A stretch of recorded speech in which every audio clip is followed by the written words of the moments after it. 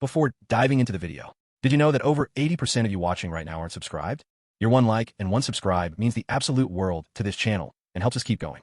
Hit those buttons real quick, and let's get into the video. Chapter 1. The unexpected proposal. The grand banquet hall of the city's premier hotel buzzed with the chatter of a university class reunion. It had been 7 long years since Julian had last set foot in this city. 7 years since he was abruptly packed off to the rugged countryside.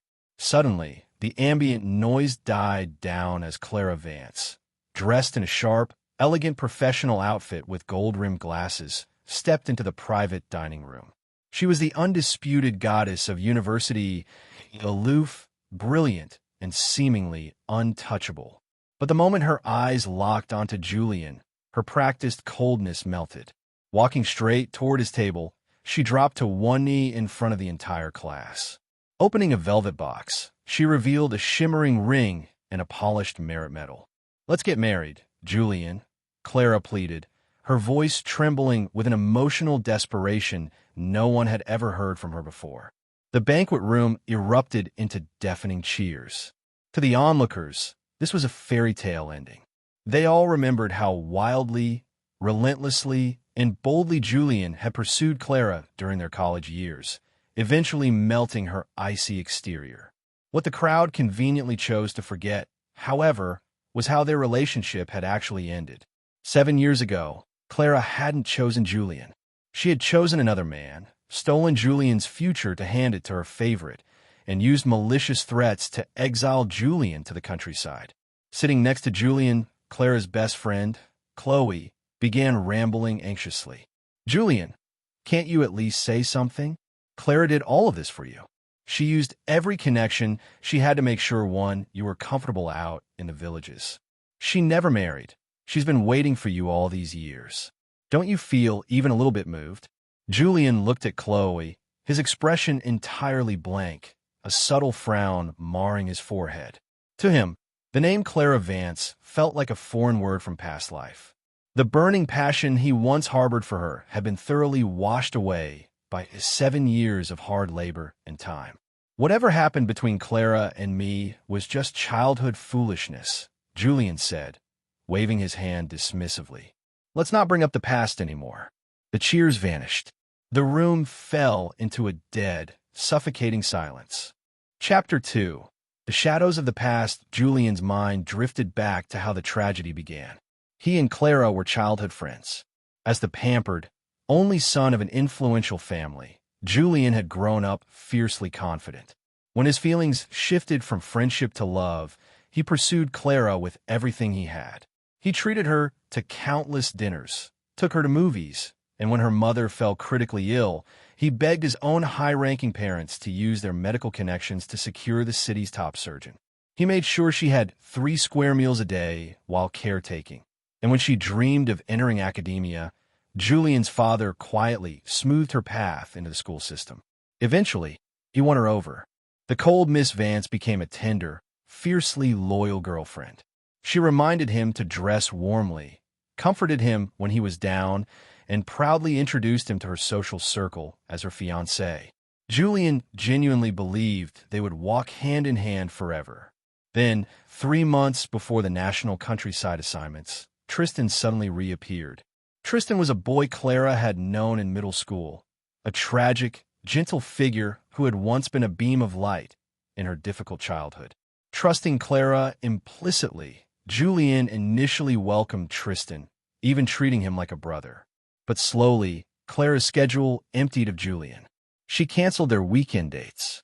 On their 2-year anniversary, she claimed she had urgent, last-minute school duties, even though Julian knew the university administration wouldn't dare assign her holiday work out of respect for his father. Driven by an uneasy gut feeling, Julian quietly went to the campus, only to be told Clara had taken a full day of leave. A colleague mentioned seeing her head toward the central department store. Julian rushed there, his heart pounding, only to stumble upon a scene that cut him like a knife. Clara and Tristan were walking side by side through the mall, their hands full of shopping bags, laughing and chatting like a couple deeply in love. Standing beside them was Clara's younger sister, Iris.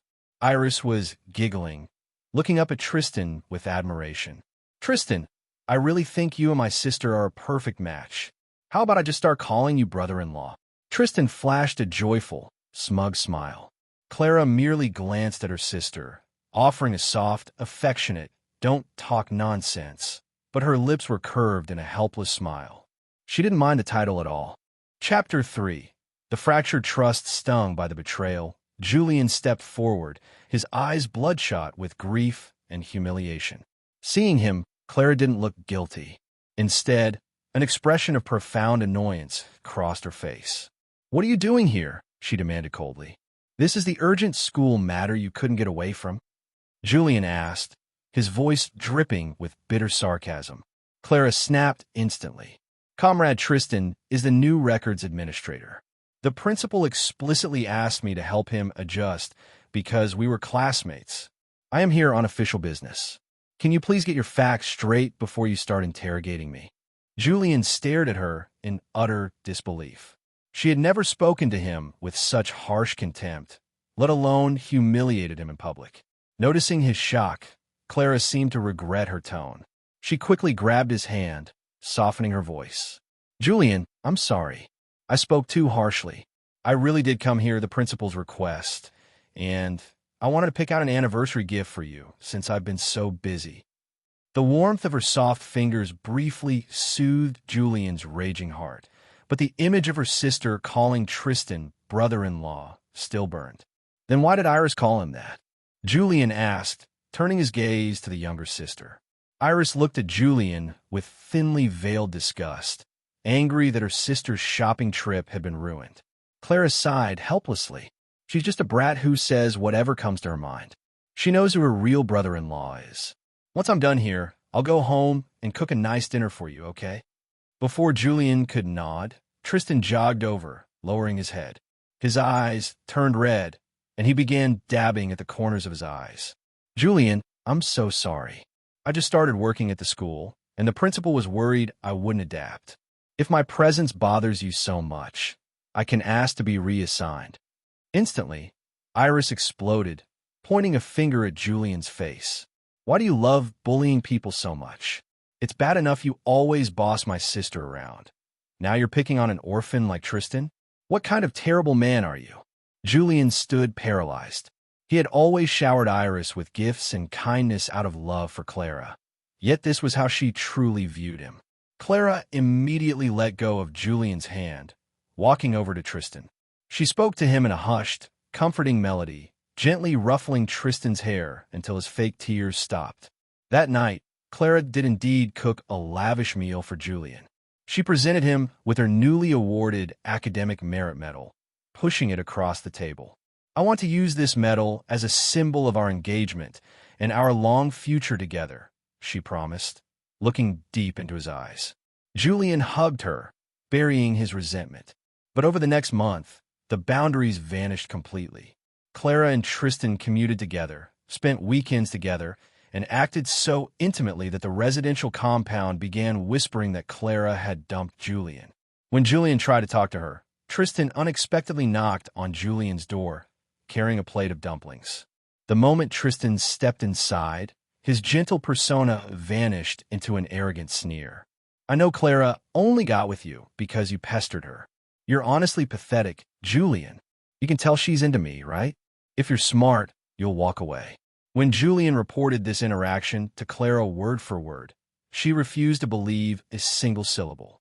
"I know you don't like Tristan, but that doesn't give you the right to slander him," Clara shouted, her voice laced with deep disappointment. "I thought you were proud, but I didn't expect your character to be this low. Take some time apart to reflect on what you did wrong." She then gave him the cold shoulder, pretending he didn't exist when they crossed paths a month later. Chapter 4. Sent to the countryside instead of the apology Julian hoped for, the hammer dropped. The official university roster for mandatory rural development was posted, and Julian's name was printed in bold ink. His parents had already pulled strings to secure him a prestigious city job, making his assignment impossible, unless someone had maliciously intervened. Julian marched to the registration office. There he found Clara, chatting and laughing with Tristan, Chloe, and a few friends. The laughter died the moment he walked in. "Clara, I need an explanation," Julian said, his eyes filled with profound disappointment. Clara frowned, sighing heavily. "Every family is expected to support the Rural Development Program, Julian. That shouldn't be news to you. I saw the preliminary list yesterday." "Clara," Julian countered, his lips trembling. "Tristan's name was on it, and mine wasn't. Now his name is crossed off, and mine is there." "What?"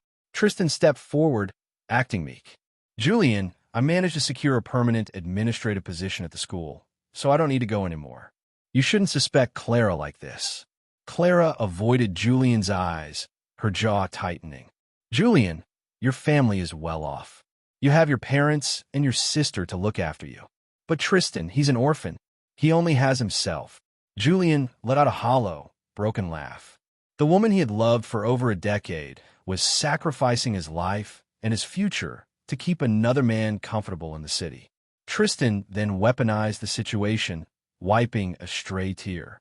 "Julian, if you slander Clara like this, the university will think her morals are questionable. I know you want my job. Your father even sent an assistant from his office to threaten me to stay away from Clara. I'll leave if that's what it takes." Chloe immediately nodded in agreement. "Yes, I saw a military assistant from Commander Vance's office cornering Tristan the other day." Hearing this, Clara's face twisted in absolute fury. "Julian, I cannot believe you have become this rotten.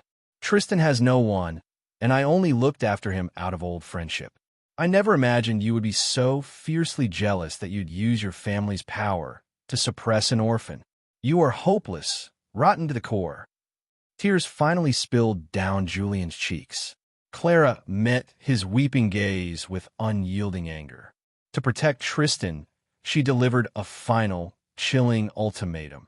"If you refuse to go to the countryside, I have compiled evidence of your father abusing his administrative power to exempt you. I will report him, and it will ruin your family's future." The realization hit Julian like a physical blow. Clara was entirely willing to destroy his family to shield Tristan. "I'll go," Julian whispered. He packed his single suitcase and boarded the train to the countryside alone. Before the train departed, he sent his sister to return Clara's merit medal, severing their 20-year history for good. Chapter 5. The firm rejection back in the present. Inside the silent class reunion room, Clara stood frozen on her knee, waiting for Julian to take the ring. "Julian, I know you're still angry," Clara pleaded, looking up at him through her gold-rimmed glasses. "But why are you treating me like a stranger? It really hurts me when you act like this." Julian looked down at her, his voice entirely steady. "Miss Vance, we haven't seen each other in 7 years. This distance between us is exactly how it should be. What happened back then, I couldn't forgive then, and I definitely won't forgive now." Julian picked up his coat, turning toward the exit. Clara panicked, scrambling to her feet and tightly gripping his wrist. "Julian, are you still jealous of Tristan? I admit what happened with the rural assignment list was unfair, but I did it to protect your family. Tristan threatened that if he was forced to go, he would report your father for administrative meddling. I knew how much you cared about your parents." Julian calmly but firmly peeled her fingers off his wrist. "First of all, my family never did anything illegal, and Tristan couldn't convict them with empty lies. Second, I never asked you to make choices on my behalf. And lastly, let's stop talking about the past. There is no future between us. None, because I'm already married and my daughter is 4 years old." The color completely drained from Clara's face. She grabbed his arm, shaking him wildly. "What did you say? Married? A daughter? Julian, you're just saying this to punish me, aren't you? You're trying to get back at me. You swore to me that you only ever wanted to marry me." She stared at him, begging for a denial. But Julian's eyes were like a still, frozen lake. For the first time in her life, the proud, unassailable Clara Vance felt a wave of terrifying panic and deep, suffocating regret. "Why didn't you wait for me?" Clara wept openly, her voice laced with an unearned sense of betrayal. "I spent 7 years trying to find a way to bring you back to the city." "Wait for you?" Julian asked, his voice dripping with incredulity. "Clara, Did you forget how long I already waited for you back then? How many times did you scream at me because of Tristan? How many times did you completely ignore my existence? You lied about school duties just to go shopping with him, and you dare call that love? If you truly loved me, I should have come first, not always been the one left waiting. Clara staggered back half a step, forced to brace herself against the back of a dining chair to keep from collapsing. The surrounding classmates, hearing the raw truth, began whispering in hushed, judgmental tones. So Clara was the one who framed him and sent him away. And now she's acting like a tragic victim? If you love someone, you don't destroy them. Julian gave the room a polite nod. My daughter is waiting for me to celebrate her birthday. Enjoy yourselves, everyone. With that, he turned and walked out. Chapter 6. The arrival of Vivian. Clara, completely unhinged by the revelation, chased Julian through the long hallways of the hotel and out toward the front gates of the compound. Just as Julian stepped onto the pavement, a tiny, vibrant figure sprinted into his field of vision. "Daddy!" 4-year-old Lily threw herself at his legs, wrapping her tiny arms tightly around his knees. Julian's entire demeanor transformed. A warm, brilliant smile lit up his face as he squatted down, scooping Lily into a tight embrace. "Did you miss Daddy, sweetheart?" he teased softly. "Julian," a smooth, melodious voice called out. A graceful, breathtakingly beautiful woman approached them. It was Vivian, Julian's wife. Vivian possessed a perfectly striking figure, radiating an undeniable aura of elegance and a cool, untouchable distance that warned strangers to stay away. But looking at Julian, her eyes melted into pure affection. Julian reached out, taking Vivian's hand and pulling her gently into his side. Even after 5 years of marriage, the spark between them burned like they were still newlyweds. "Daddy, you can't ignore me just because you saw Mommy." Lily pouted in a babyish voice. "Today is Lily's birthday. You have to love me more today." "Yes, yes," Julian chuckled, kissing Lily's cheek. "Daddy loves Lily extra today. Let's put Mommy to the side for a minute." Vivian laughed softly, squeezing his hand. "Are you tired? Lily didn't see you at home and insisted on coming to pick you up. The restaurant is booked." "Perfect timing," Julian smiled. "Julian," a shaky, ragged voice interrupted the family portrait. Clara stood a few feet away, looking frail and completely worn down, staring at their interlocked hands with utter devastation. Julian's face hardened instantly. "Is there something else you need, Miss Vance?" Little Lily blinked in innocent concern, looking at Clara from Julian's shoulder. "Daddy, is that lady sick? She looks like she's going to fall down." Before Julian could answer, Vivian stepped forward, shifting her cool, commanding gaze onto Clara.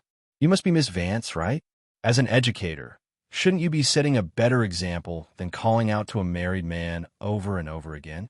My daughter is far too young to attend your university, so unless you have an actual emergency, please stop staring at my husband." Rage and intense jealousy flashed through Clara's tear-filled eyes. She snapped bitterly at Vivian. "Do you even know who he is? Do you know that Julian once chased me like a dog and almost married me?" Julian didn't give Vivian a chance to feel unsettled. He immediately wrapped a protective arm around Vivian's shoulders, staring at Clara with absolute coldness. "Miss Vance, you said it yourself, almost. What was almost back then is now a universe away from reality. Furthermore, everyone makes mistakes in their youth. Mistaking a toxic woman for someone precious is a common error. But I actually want to thank you. If you hadn't abused your power to exile me, I never would have met my wife. I wouldn't have this beautiful marriage or a woman who looks at me like I am her entire world. Do not ever try to disrupt my family again, because I will not hesitate to fight back." "Toxic? Is that really what you think of me?" Clara whispered, her heart completely shattering. "Yes," Julian said flatly. "And if I could choose, I prefer we never met at all." Vivian confidently linked her arm through Julian's, and together they walked toward their parked car, completely leaving Clara behind in the dust. Chapter 7. The final confrontation. A few weeks later, Julian drove over to his parents' house to drop off some paperwork. To his profound irritation, a shadow stepped out from a gate. It was Clara. She looked entirely defeated, her past academic arrogance completely gone, replaced by a hollow, sunken weariness. Julian felt a wave of intense disgust. Ever since the reunion, Vivian had been fiercely possessive, clinging to him and playfully torturing him half the night to ensure his loyalty. Seeing Clara now felt like looking at a plague that threatened his hard-won peace. "Julian, please, just give me a chance to talk to you properly," Clara pleaded, her hands trembling. "There's nothing to talk about," Julian said, refusing to step closer. "I know I was wrong back then," Clara cried, tears streaming down her pale face. "I shouldn't have doubted you because of Tristan. I shouldn't have crossed his name out and sent you to suffer in his place. I was just angry. Tristan was alone, and he always listened to me, so I instinctively leaned toward him. I know it was my fault." Julian let out a cold, mocking laugh. "Clara, you say he was smart and moral, but what about me? I grew up with you. I gave you my youth, my family's resources, and my entire heart. I was stubborn, sure, but I never did anything dishonorable. So why was his word gospel, and mine was slander? The truth is simple. Your heart had already tilted toward him, and you chose to believe his lies because you wanted to. No, it's not like that." Clara dropped to her knees on the pavement, sobbing desperately. "I only ever saw him as a classmate. I've been waiting for you for 7 years, Julian. In this lifetime, I only want to be with you. Please, give me a chance to make it right." Julian looked down at her with complete, unbothered indifference. "Clara, you allowed Tristan to cross every boundary of a committed relationship. Even Iris's disgusting attitude toward me happened because you silently approved of it. You always knew how to reject people harshly, but with Tristan, you chose to look the other way. In the past, I gave you all my love, but I have the right to take it back. Now, I only love my wife, my daughter, and my family. Stop showing up in my life." Clara lunged forward, desperately grabbing the hem of his coat. "Yes, I admit I had some fleeting feelings for Tristan because we fought and he showed up at the right time to comfort me. But I swear I always loved you." Disgusted by her admission, Julian forcefully shoved her hand away, barely restraining the urge to slap her. "Enough, Clara. Don't you get it? I am a man with pride. Even if nothing physical happened between you two, I would never take back a woman who threw me away like garbage. I have a family now. You will never, ever be the person I choose." He turned and walked firmly into his parents' courtyard, locking the gate behind him. He didn't look back. In fact, as he walked up the porch, he realized he couldn't even remember why he had been so deeply infatuated with Clara Vance in the first place. Chapter 8. Absolute closure. When Julian returned to his own home later that evening, he was met with a pair of blazing, furious eyes. Vivian was standing in the living room, her arms crossed, looking ready to tear down a building. "What's wrong, Miss Vivian? Why that look?" Julian asked playfully, walking over and wrapping his arms securely around her waist.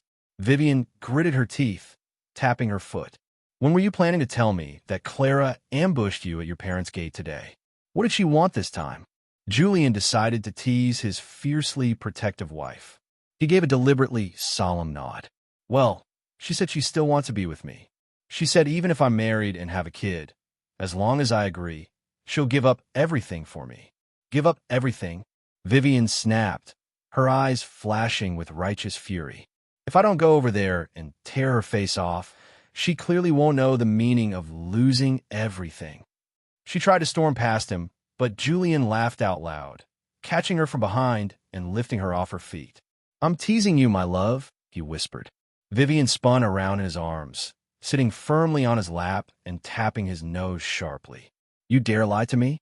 Then, her expression softened, turning intensely fierce and loving. She locked her eyes onto his. "Julian, we are married. We have Lily. I am never divorcing you, and I am never letting you go. Even if you try to run, I will hold on to you so tightly that you can't breathe. I will always treat you well and never give anyone else a single chance." She pressed her sweet lips against his cheek, kissing him with a fierce possessiveness. Julian held her face in his hands, kissing her back deeply, anchoring his soul to hers. "You don't have to worry," he murmured against her lips. "I told her there's no going back. In my heart, there's only you and Lily." That night, Vivian loved him with an intense, irresistible passion that nearly drained him dry, sealing their vows in the quiet dark. Following that final, crushing rejection, Clara Vance permanently vanished from Julian's life. She requested an immediate administrative transfer and relocated to a university in a completely different city, ensuring she would never cross his path again. A year later, during the bustling crowds of the Spring Festival, Julian was walking near his parents' neighborhood when he caught a fleeting glimpse of a woman standing near storefront. It was Clara. She had grown significantly thinner, her posture entirely devoid of the cold pride she once wore like armor their eyes met for a fraction of a second. There was no anger, no sorrow, and no confrontation. By silent, mutual agreement, they both quietly turned their faces away, stepping back into the flowing crowd as total strangers. The story of their youth was permanently, beautifully over. Chapter 9. Echoes of Spring. 3 years after that silent crossing during the Spring Festival, the city had completely rewritten its skyline. For Julian, life had settled into a beautiful, rhythmic warmth. His logistics and supply business had expanded, but no matter how demanding the corporate world became, his absolute boundary remained unyielding. 5 p.m. belonged exclusively to his family. On a crisp October afternoon, the golden autumn sun filtered through the floor-to-ceiling windows of a bustling downtown cafe. Julian sat across from Vivian, watching her sketch out a new architectural design on her tablet. At 8 years old, Lily was at school, leaving the couple with a rare, quiet afternoon to themselves. "You're staring," Vivian murmured without looking up from her screen, a knowing, elegant smile tugging at the corner of her lips. "I'm appreciating," Julian corrected smoothly, reaching across the small marble table to lace his fingers through hers. "There's a distinct difference." Vivian looked up, her piercing, intelligent eyes softening as they locked onto his. After a decade together, the intense, protective fire that defined their early years had matured into a deep, unshakable sanctuary. "The coffee is getting cold, Julian." "Let it," he replied softly. Their peaceful bubble was gently punctured by the vibration of Julian's phone on the table. It was an incoming call from his brother-in-law, a senior administrator at the city's Central Department of Education. Frowning slightly, Julian swiped to answer. "Hey, Julian. Sorry to bother you on a Wednesday." His brother-in-law's voice came through, sounding uncharacteristically hesitant. "But I'm compiling the annual retired and relocated personnel registry for the district, and a file landed on my desk. I thought you should know." For total peace of mind, Julian shifted slightly, his posture tightening just enough for Vivian to notice. "What is it?" "Clara Vance," his brother-in-law stated quietly. "She submitted her permanent resignation from the academic system last month. She's completely left the province. Apparently, she took a low-level teaching position at a remote, underprivileged school deep in the mountain regions out west. The paperwork says she requested a permanent reassignment to a location with no digital footprint, explicitly stating she desired to be forgotten." A heavy silence descended over the line. Julian looked out the window at the bustling city streets, the cars rushing by, the people living out their separate, intricate lives. "Julian," his brother-in-law checked. "Thanks for letting me know," Julian replied, his voice completely level, devoid of malice, satisfaction, or regret. "Make sure the registry is filed correctly. Have a good evening." He hung up the phone and set it face down on the table. Vivian was watching him closely, her sharp mind already deducing the nature of the conversation from the single name she had heard him think about years ago. She didn't look threatened. She didn't look angry. She simply looked like a wife who knew exactly where her husband's soul resided. "She left the system?" Vivian asked quietly. "Permanently," Julian nodded, taking a slow sip of his now lukewarm coffee. "She went out west, deep into the mountains to teach." Vivian closed her tablet and leaned back, her gaze steady and profound.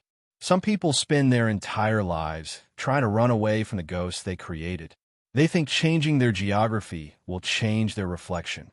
Maybe, Julian said, looking at Vivian's hand, where the wedding band he had placed there years ago caught the afternoon light.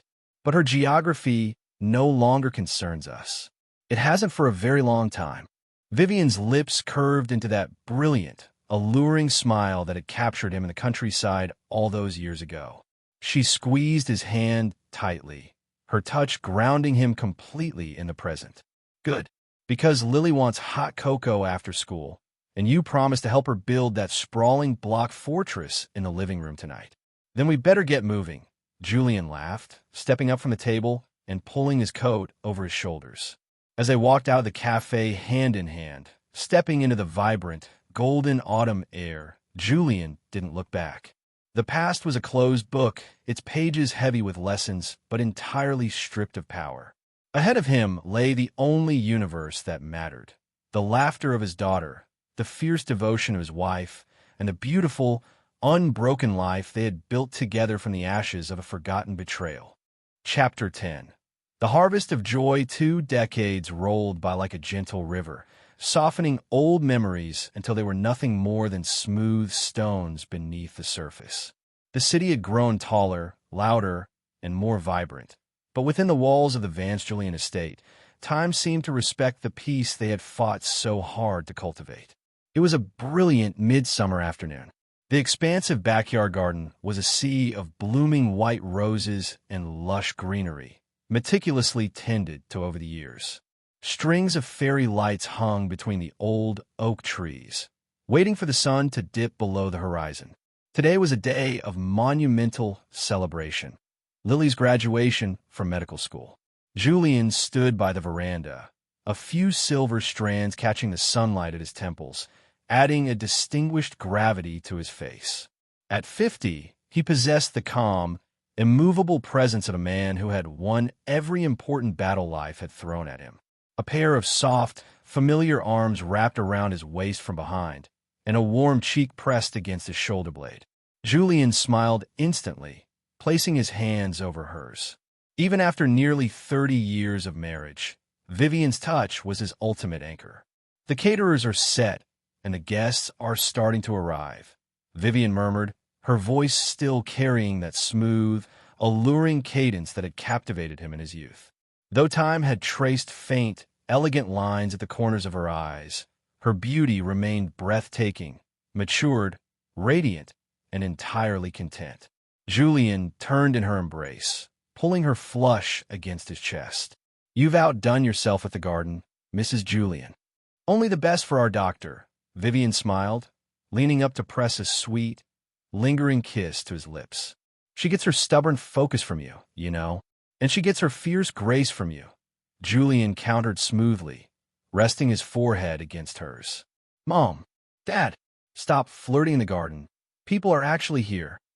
A crisp, laughing voice broke their embrace. Lily stepped out onto the veranda, looking stunning in a dark green dress, her graduation medal pinning her stolen place. At 24, she was the perfect blend of her parents, carrying Julian's steady, thoughtful eyes and Vivian's sharp, commanding elegance. Julian's chest swelled with an overwhelming wave of pride.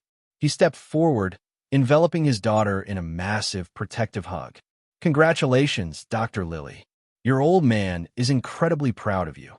"Thanks, Dad," Lily whispered tightly, burying her face in his shoulder for a brief second before pulling back with a brilliant smile. "I couldn't have done it without the fortress we built out of blocks in the living room all those years ago. It taught me structural integrity." Vivian joined them, wrapping her arms around both of them as a roar of laughter and applause erupted from the lawn. Julian's extended family, old business partners, and lifelong friend from the countryside had gathered, raising their glasses to the graduate. As the evening unfolded, the sun dipped, painting the sky in deep bruises of purple and gold. The fairy lights flickered to life, casting a warm, magical glow over the backyard. Music drifted through the air, and laughter echoed across the grass. Julian sat on the veranda steps, a glass of wine in hand, quietly breathtaking in the scene. He watched Lily laughing with her cousins, her eyes bright with a future full of endless promise. He looked over at Vivian, who was effortlessly playing the elegant hostess, her gaze occasionally drifting back to lock onto his across the crowded lawn, sending him a private, loving smile. In this moment of absolute clarity, Julian realized that the true victory of his life wasn't just surviving the betrayal of his youth. It was the profound, beautiful reality that he had completely forgotten the pain of it. The names, the faces, and the bitter winters of the past have been entirely overwritten by decades of warmth, fierce loyalty, and unconditional love. Vivian walked over, stepping out of her high heels and sitting down on the step right next to him. She rested her head on his shoulder, sliding her hand into his. "What are you thinking about?" she asked softly, watching the fireflies begin to dance over the rose bushes. Julian squeezed her hand, leaning down to kiss the crown of her head. "I was just thinking," Julian whispered, his voice thick with a profound, quiet gratitude, "that everything is exactly where it belongs." Vivian smiled in the dark, tightening her grip on his fingers. The harvest of their choices was abundant, beautiful, and whole. They had built a sanctuary out of nothing, and inside it, the ending was entirely happy, and the future was entirely theirs.